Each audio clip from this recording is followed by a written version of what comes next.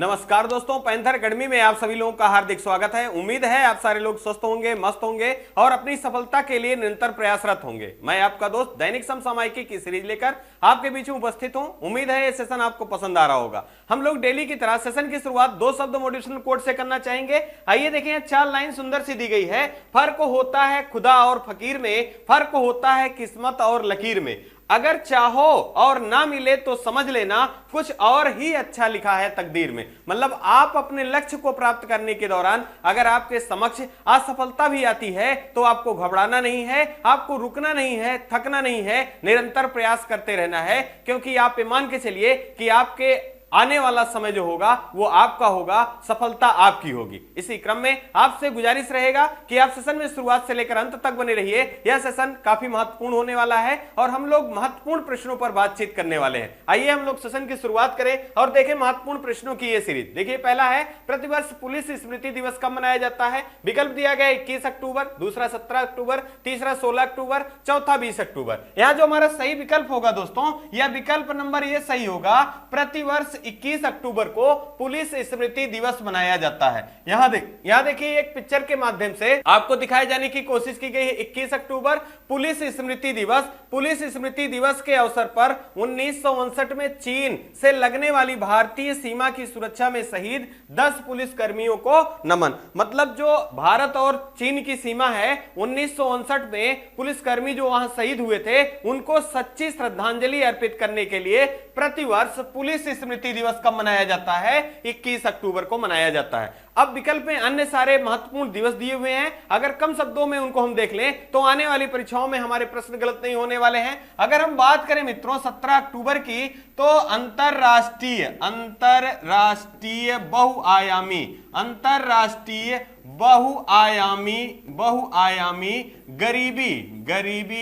गरीबी दिवस, अंतरराष्ट्रीय बहुआयामी गरीबी दिवस कब मनाया जाता है? तो 17 अक्टूबर को मनाया जाता है। साथ ही साथ ये किस संस्था के द्वारा प्रारंभ किया गया है, यह अत्यंत महत्वपूर्ण है। यह UNDP united nation development programme संस्था है, इसके द्वारा प्रारंभ किया गया। इसकी स्थापना 1965 ईस्वी में की गई थी और इसका मुख्यालय न्यूयॉर्क में है। कहां है? न्यूयॉर्क में है। साथ ही साथ यही संस्था एचडीआई ह्यूमन डेवलपमेंट इंडेक्स जारी करता है। तो आपको भारत का रैंक याद रखना है, 2022 में कितना है? 132वां है। साथ ही साथ आपको याद रखना है 16 अक्टूबर के बारे में, विश्व खाद्य दिवस कब मनाया जाता है? तो प्रत्येक वर्ष 16 अक्टूबर को विश्व खाद्य दिवस मनाया जाता है। यहां पे एक संस्था है, आपको याद रखना है, FAO food and agriculture organisation, जिसकी स्थापना 16 अक्टूबर 1945 को होती है और इसका मुख्यालय कहां स्थित है? इटली की राजधानी रोम में स्थित है। और रोम किस नदी के तट पर स्थित है? टाइबर नदी के तट पर स्थित है। अगर हम बात करें 20 अक्टूबर की मित्रों, तो आपको यहां ध्यान रखना है विश्व सांख्यिकी दिवस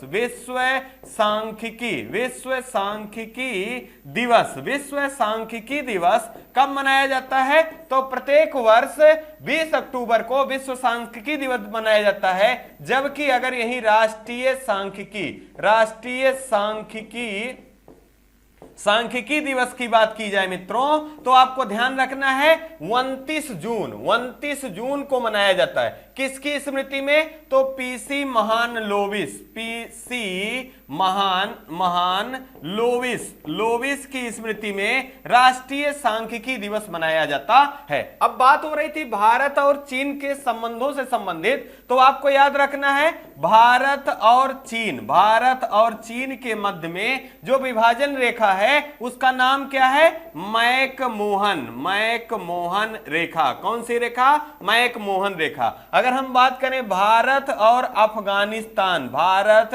अफगानिस्तान के मध्य में कौन सा है? तो डूरंड रेखा। कौन सी रेखा मित्रों? डूरंड रेखा। अगर हम बात करें भारत और पाकिस्तान के बीच में कौन सा है? तो आपको ध्यान रखना है रेड क्लिफ रेखा जो है ये भारत और पाकिस्तान के बीच में है। अगर बात करें भारत और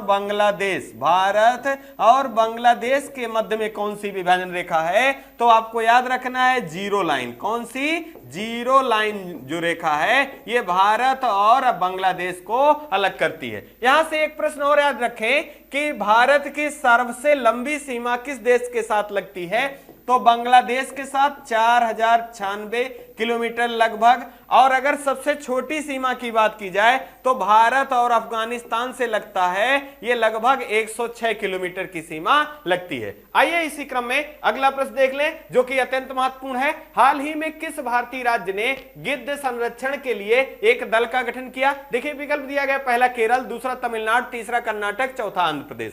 यहां जो हमारा सही विकल्प है मित्रों, यह विकल्प नंबर भी सही होगा, तमिलनाडु। अब यहां तमिलनाडु की अगर हम बात करें तो इसकी राजधानी क्या है? चेन्नई जो है मित्रों इसकी राजधानी है। मुख्यमंत्री के बारे में बात करें तो एम के स्टालिन जी जो हैं यहां के मुख्यमंत्री हैं। राज्यपाल के बारे में बात करें तो आर एन रवि जो हैं यहां के राज्यपाल के रूप में हैं। साथ ही साथ हाल फिलहाल के दिनों में तमिलनाडु चर्चा में रहा है। अगर हम बात करें कि किस राज्य के द्वारा अपना 17वां वर्ल्ड सेंचुरी घोषित किया गया, तो यह तमिलनाडु राज्य के द्वारा घोषित किया गया। खाद्य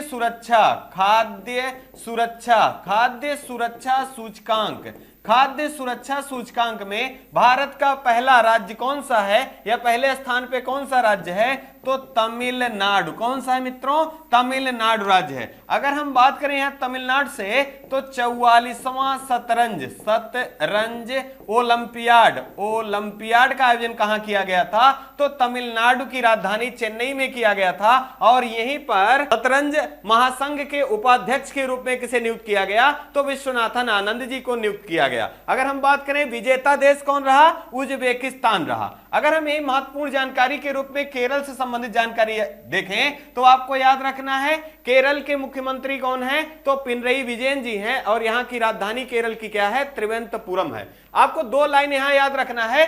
केरल के तट को मालाबार तट, कौन सा तट मित्रों? मालाबार तट के नाम से जाना जाता है। और तमिलनाडु के तट को कोरोमंडल तट के नाम से जाना जाता है। यह अनेकों बार प्रश्न पूछा गया है कि केरल के तट का नाम क्या है और तमिलनाडु के तट का नाम क्या है, आपको याद रखना है। अगर कर्नाटक के बारे में बात करें तो यहां के मुख्यमंत्री कौन है? हेमंत विश्व शर्मा जी हैं। साथ ही साथ आपको याद रखना है थावर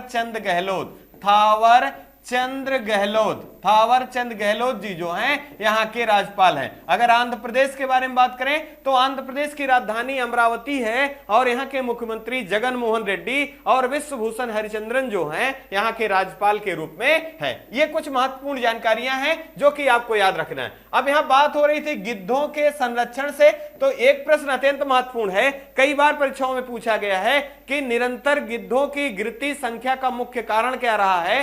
तो पशु दर्द निवारक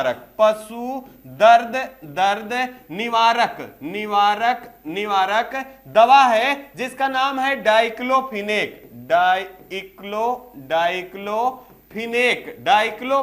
है। इसी के उपयोग के कारण लगातार पशुओं को यह दवा उपयोग के कारण लगातार गिद्धों की संख्या में गिरावट देखी गई है। आपको इस बात को ध्यान रखना है कि कौन सी दवा है, डाइक्लोफिनेक है और इसको बैन भी किया गया भारत सरकार के द्वारा। आइए इसी क्रम में अगला प्रश्न देख लें। अगला अत्यंत महत्वपूर्ण प्रश्न है, हाल ही में काशी तमिल संगम का आयोजन कहां किया जाएगा?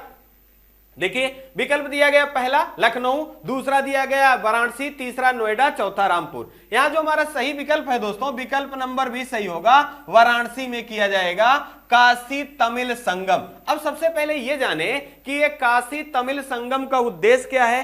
तो तमिल संस्कृति की समानता, जो काशी की संस्कृति है उसमें क्या क्या समानता है, उन्हीं समानताओं और भिन्नताओं पर वार्तालाप या संगम की व्यवस्था की गई है और जिसका नाम है काशी तमिल संगम। अब यहां से एक महत्वपूर्ण प्रश्न यह भी याद रखें आप कि ये किस मंत्रालय की पहल है। अगर उस विकल्प में आपका संस्कृति मंत्रालय दिया रहे तो 100% गलत होने के चांस बन जाते हैं, लेकिन इसी नाते आपको इसको ध्यान रखना है, ये काशी तमिल संगम का आयोजन जो है ये शिक्षा मंत्रालय, किसकी? शिक्षा मंत्रालय की पहल है। कौन है? शिक्षा मंत्रालय की पहल है। साथ ही साथ याद रखना है, देखिए एक पिक्चर के माध्यम से आपको धर्मेंद्र प्रधान जी को दिया गया है और काशी तमिल संगम के बारे में बताया गया है, और इसका एकमात्र उद्देश्य है कि संस्कृतियों में समानता को उजागर करना या जन सामान्य तक इनको प्रसारित करना इसका मुख्य उद्देश्य है। अब यहां आपको ध्यान रखना है कि केंद्रीय शिक्षा मंत्री कौन है? धर्मेंद्र प्रधान जी हैं। अब बनारस से आपको याद रखना है भारत माता मंदिर। भारत माता मंदिर कई बार पूछा गया है कि भारत माता मंदिर कहां स्थित है, तो भारत माता मंदिर वाराणसी में स्थित है। अगर पूछा जाए सब्जी अनुसंधान केंद्र, सब्जी अनुसंधान केंद्र कहां स्थित है, तो यह बनारस में स्थित है। अगर पूछा जाए आपसे कि एससीओ के द्वारा किसे अपनी सांस्कृतिक राजधानी के रूप में चुना गया है, तो आपको ध्यान रखना है वाराणसी जो है मित्रों, इसे एससीओ के द्वारा अपनी सांस्कृतिक राजधानी के रूप में चुना गया है। सार्वजनिक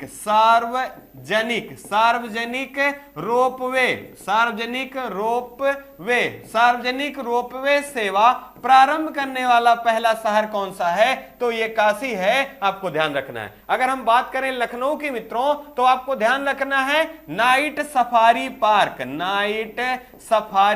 पार्क की स्थापना कहां किए जाने की घोषणा की गई है, तो लखनऊ में किए जाने की घोषणा की गई है। अगर यही महत्वपूर्ण जानकारी के रूप में नोएडा में देखें तो हाल ही में अंतरराष्ट्रीय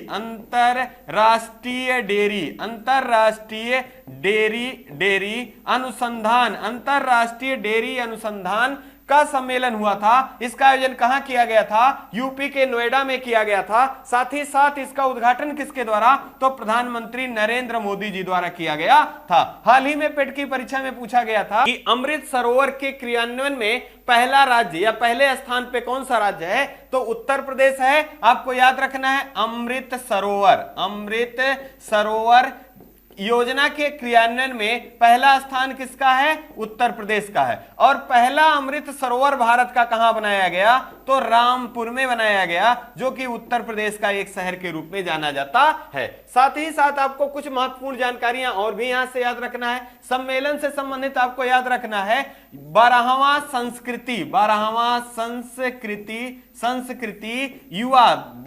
संस्कृति महोत्सव का आयोजन कहां किया गया है, तो आंध्र प्रदेश में किया गया है। कहां किया गया है? आंध्र प्रदेश में किया गया है। लेकिन अगर पूछा जाए युवा महोत्सव का आयोजन कहां किया गया था, तो युवा महोत्सव का आयोजन चेन्नई, कहां मित्रों? चेन्नई में इसका आयोजन किया गया था। यह कला और संस्कृति के दृष्टिकोण से अत्यंत महत्वपूर्ण प्रश्न है, आपको जरूर याद रखना है। आइए इसी क्रम में अगला देख लें, हाल ही में किस देश में बाढ़ के कारण आपात की घोषणा किया गया है। देखिए पहला दिया गया है श्रीलंका, दूसरा इंडोनेशिया, तीसरा यहां देखिए विकल्प गलत हो गया है, इसको सही कर लेंगे चाड। कौन है? चाड है। और चौथा जो दिया गया बांग्लादेश है। यहां जो हमारा सही विकल्प होगा यह विकल्प नंबर सी सही होगा। चाड में बाढ़ के कारण यहां पर आपात की घोषणा की गई है। अब चाड के बारे में जाने कि यह किस महाद्वीप का देश है, तो यह अफ्रीका महाद्वीप का देश है। अब यहां से अफ्रीका महाद्वीप से बहुत सारे महत्वपूर्ण प्रश्न बनते हैं, अगर उनको हम रिकॉल कर लें तो हमारे प्रश्न गलत होने वाले नहीं है। जैसे अगर पहला प्रश्न पूछा जाए तो आपसे पूछा जाता है कि अंध महाद्वीप के नाम से या भविष्य का महाद्वीप के नाम से किसे जाना जाता है, तो अफ्रीका महाद्वीप को अंध महाद्वीप या भविष्य का महाद्वीप के नाम से जाना जाता है। दूसरा प्रश्न अगर पूछा जाए विषुवत रेखा,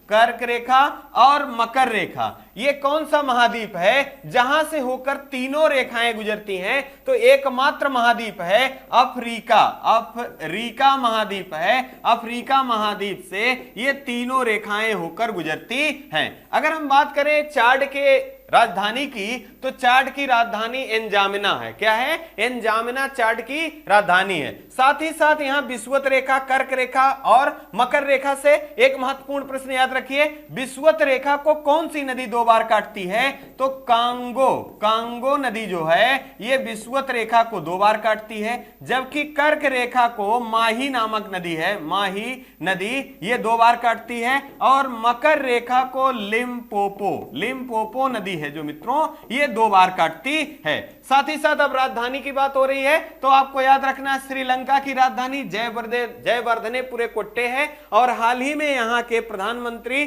के रूप में दिनेश गुणवर्धने जी को नियुक्त किया गया है, और राष्ट्रपति के रूप में आपको रानिल विक्रम जी को नियुक्त किया गया है। अगर बात करें इंडोनेशिया की, तो इन्होंने अपनी राजधानी चेंज की है, तो आपको नई राजधानी के रूप में नुनसुनतारा जो है ये इंडोनेशिया की नई राजधानी के रूप में चुनी गई है। साथ ही साथ याद रखना G20 देशों की 2022 की बैठक कहां आयोजन किया गया था? तो इंडोनेशिया में आयोजित किया गया था, जबकि 2021 की इटली में और 2023 का कहां किया जाएगा? भारत के जम्मू कश्मीर में किया जाएगा। अगर हम बात करें बांग्लादेश की, तो बांग्लादेश की राजधानी ढाका है। क्या मित्रों? ढाका है, और यहां की मुद्रा क्या है? टका है, और यहां की प्रधानमंत्री कौन है? शेख हसीना जी जो हैं यहां की प्रधानमंत्री के रूप में हैं। आइए इसी क्रम में अनेक महत्वपूर्ण जानकारियों को देखें। अगला है हाल ही में चर्चा में आदित्य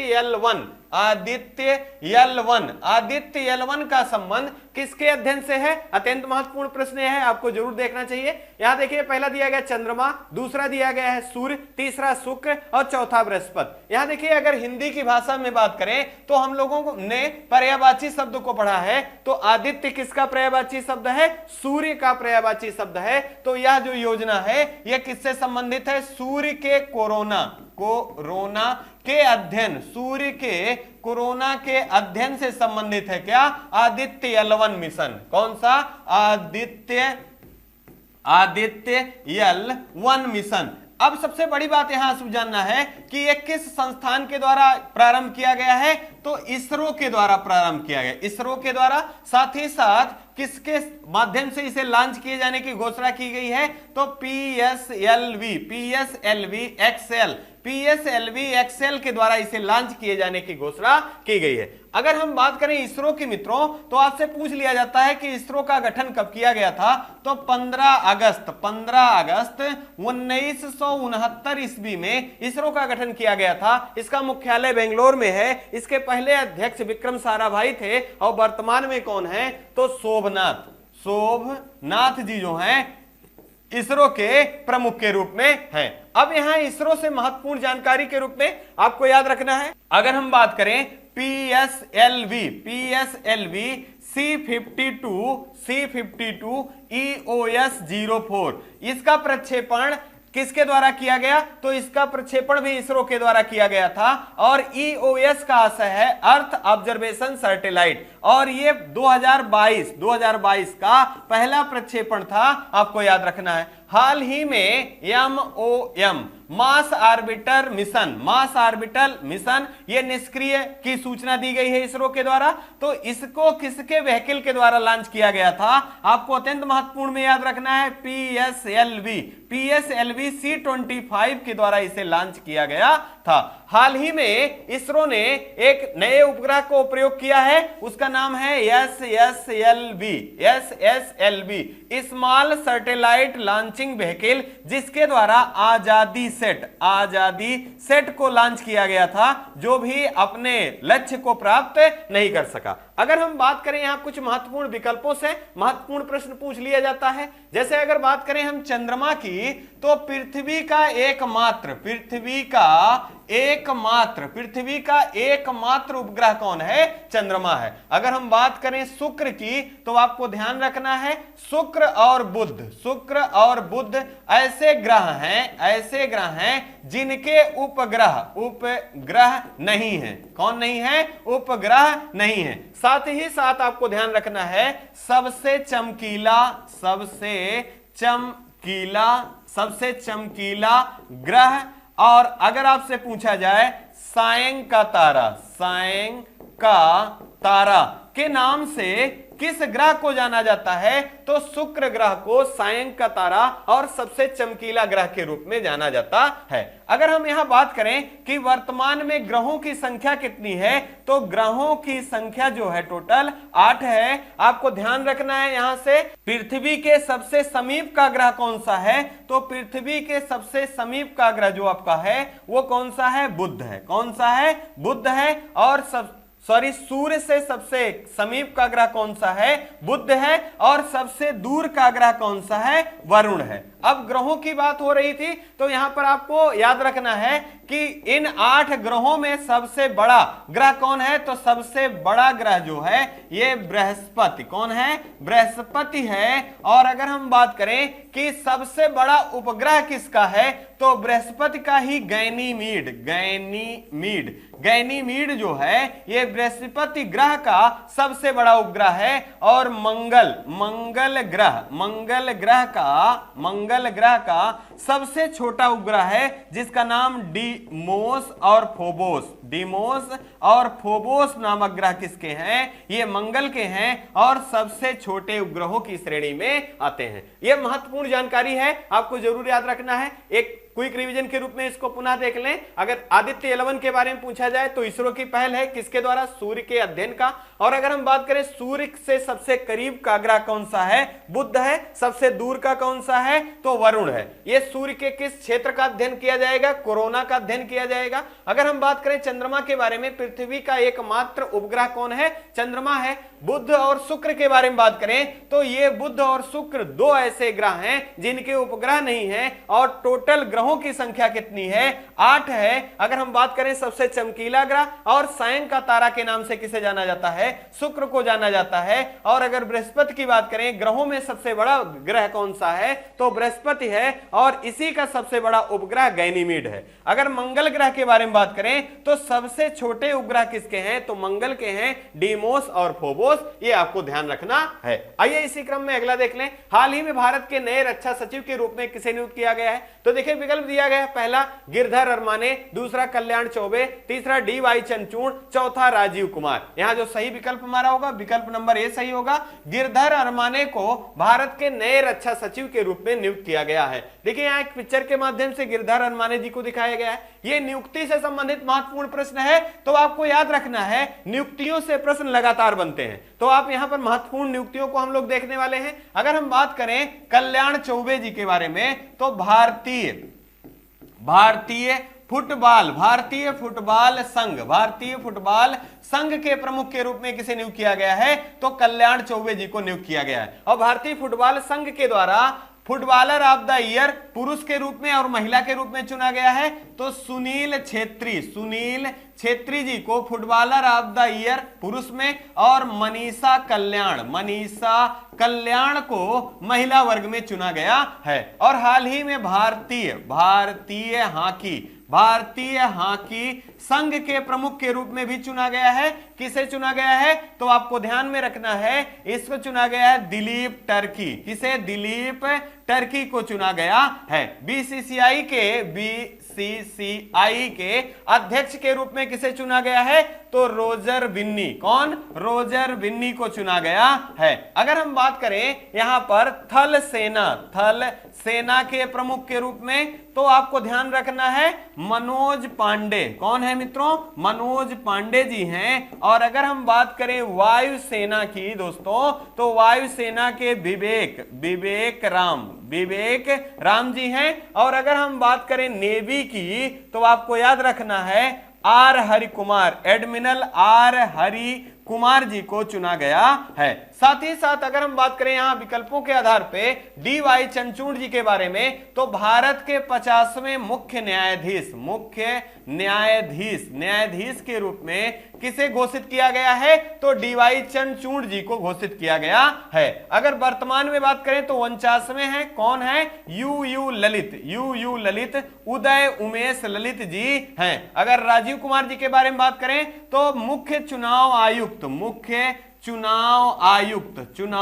आयुक्त के रूप में किसे नियुक्त किया गया है, तो राजीव कुमार जी को नियुक्त किया गया है। ये कुछ महत्वपूर्ण नियुक्तियां हैं, आपको जरूर याद रखने हैं, यहां से प्रश्न बनने की पॉसिबिलिटी जो है सर्वाधिक है। आइए इसी क्रम में अगला देख लें। हाल ही में चर्चा में रहा 10 लाख नौकरी देने के लिए विशाल भर्ती रोजगार मेला का शुभारंभ किसके द्वारा किया गया, तो देखिए यहां दिया गया, पहला द्रौपदी मुर्मू, दूसरा धर्मेंद्र प्रधान, तीसरा अमित शाह, चौथा नरेंद्र मोदी। यहां जो सही विकल्प हमारा है विकल्प नंबर डी सही होगा। नरेंद्र मोदी जी के द्वारा 10 लाख नौकरियां देने की घोषणा किया गया और इसका नाम रखा गया है रोजगार मेला।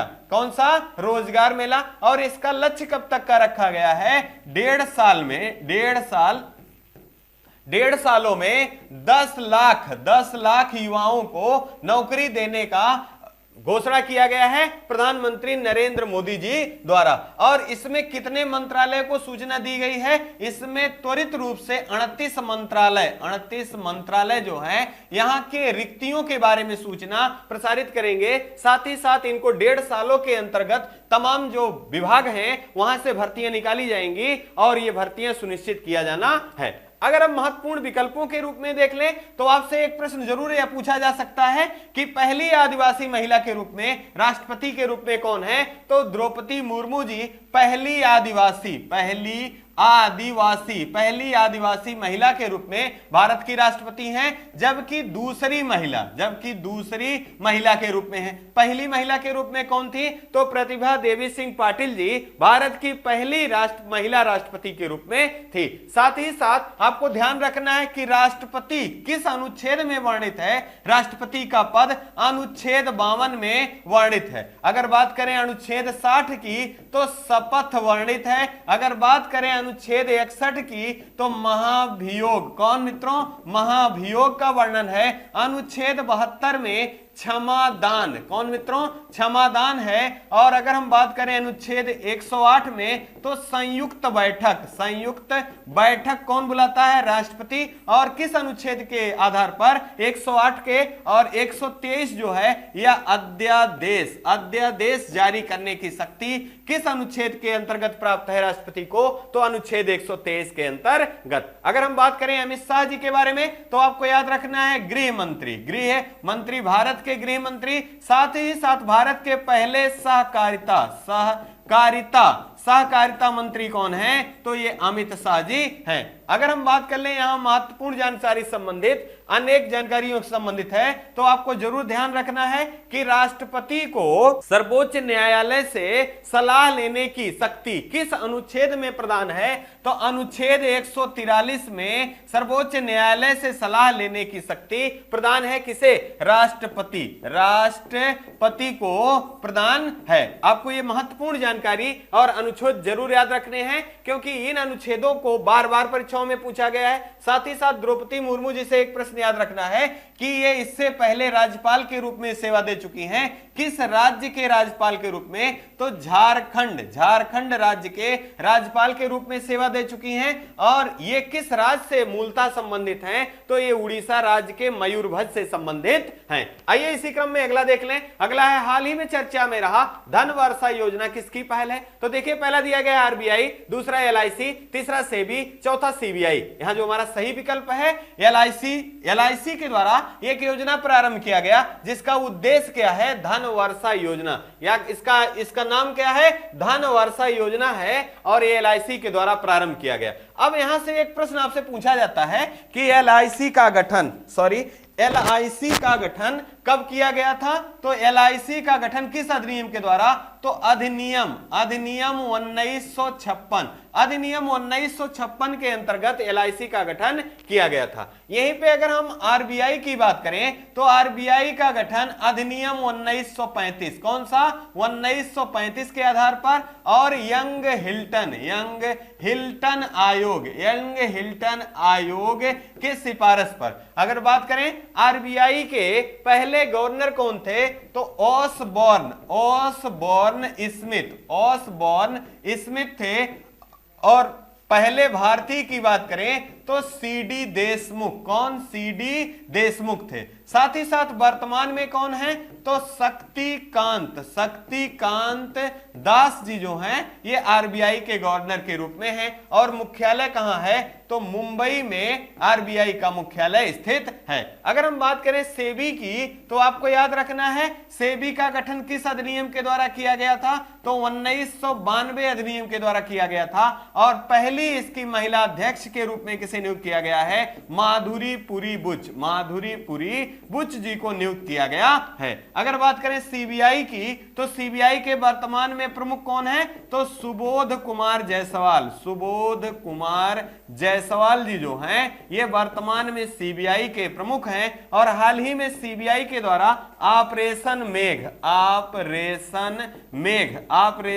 मेघ प्रारंभ किया गया। इसका उद्देश्य क्या है? तस्करी को रोकना इसका मुख्य उद्देश्य है। यहां देखिए एक पिक्चर के माध्यम से एलआईसी के द्वारा एलआईसी धन वर्षा योजना का प्रारंभ किया गया, जो कि पिक्चर के माध्यम से दिखाया गया है। आइए इसी क्रम में अगला देख लें। अत्यंत महत्वपूर्ण यह भी प्रश्न है, हाल ही में संयुक्त राष्ट्र मानवाधिकार परिषद के विशेष दूत के रूप में किसे नियुक्त किया गया? ये इंटरनेशनल नियुक्ति है, तो यहां से प्रश्न बनने की संभावना प्रबल है। और यह संस्थान अत्यंत महत्वपूर्ण है। यहां से जब भी किसी प्रकार का संशोधन या इंप्लीमेंटेशन होता है तो वहां से लगातार प्रश्न बनते हैं। देखिए पहला विकल्प दिया गया डॉक्टर केपी, दूसरा दिया गया डॉक्टर वीके लाल, तीसरा रुचिरा कंबोज, चौथा बोलकर तुर्क। यहां जो हमारा सही विकल्प होगा, विकल्प नंबर ये सही होगा, डॉक्टर केपी अश्वनी।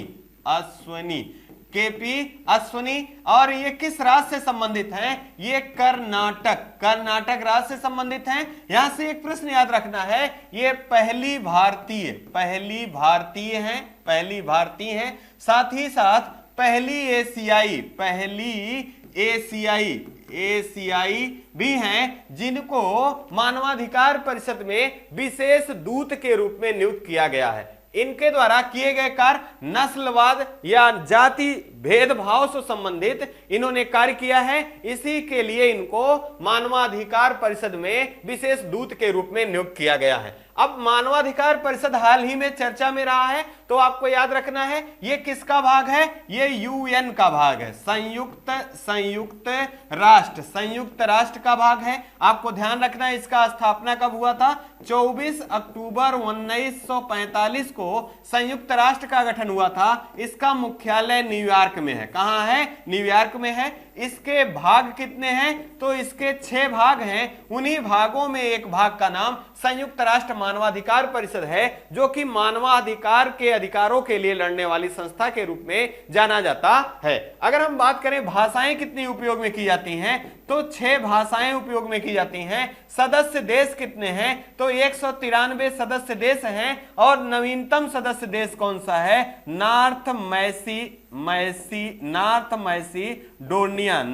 मैसिडोनिया जो है इसका नवीनतम सदस्य देश के रूप में है। यहां पर आपको मानवाधिकार से एक प्रश्न अत्यंत महत्वपूर्ण है। हाल ही में संयुक्त राष्ट्र के मानवाधिकार परिषद के प्रमुख के रूप में किसे नियुक्त किया गया है? तो बोलकर तुर्क को नियुक्त किया गया है। और ये किस देश से हैं? ऑस्ट्रिया से हैं। कहां से हैं? ऑस्ट्रिया से हैं। ऑस्ट्रिया की राजधानी वियना। क्या है मित्रों? वियना है। अगर हम बात करें रुचिरा कंबोज की तो यूएनओ में अस्थाई प्रतिनिधि के रूप में चुनी जाने वाली पहली भारतीय महिला कौन है? तो रुचिरा कंबोज हैं। और आपको याद रखना है यूएसए के द्वारा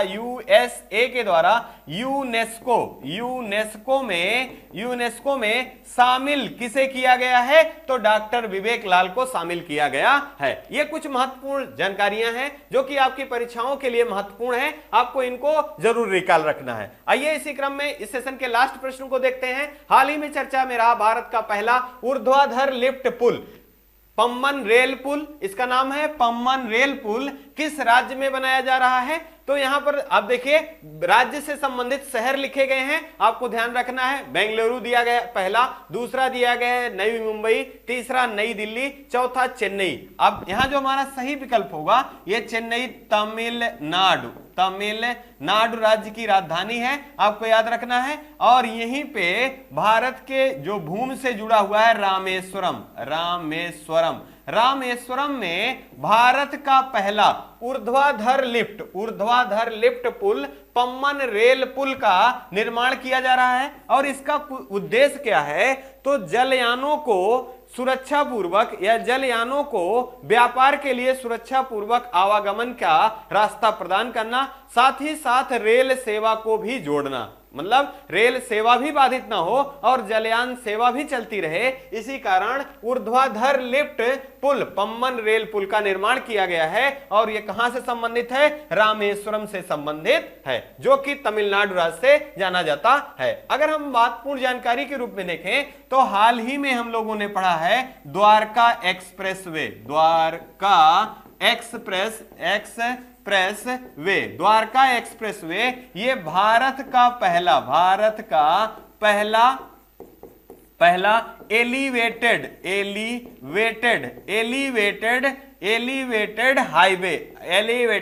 एक्सप्रेसवे है। कौन सा है? एक्सप्रेसवे है द्वारका एक्सप्रेस। आपसे पूछा जा सकता है भारत का पहला एलिवेटेड एक्सप्रेसवे का नाम क्या है? तो द्वारका एक्सप्रेसवे है। और ये किन किन राज्यों को जोड़ता है? तो दिल्ली और हरियाणा को जोड़ता है द्वारका एक्सप्रेसवे। इसकी कुल लंबाई कितनी है? ये 30 किलोमीटर इसकी कुल लंबाई है। हाल ही में हम लोगों ने एक करंट अफेयर में एक सूचना पढ़ी है जिसको हम लोगों ने कहा है कि भारत का सबसे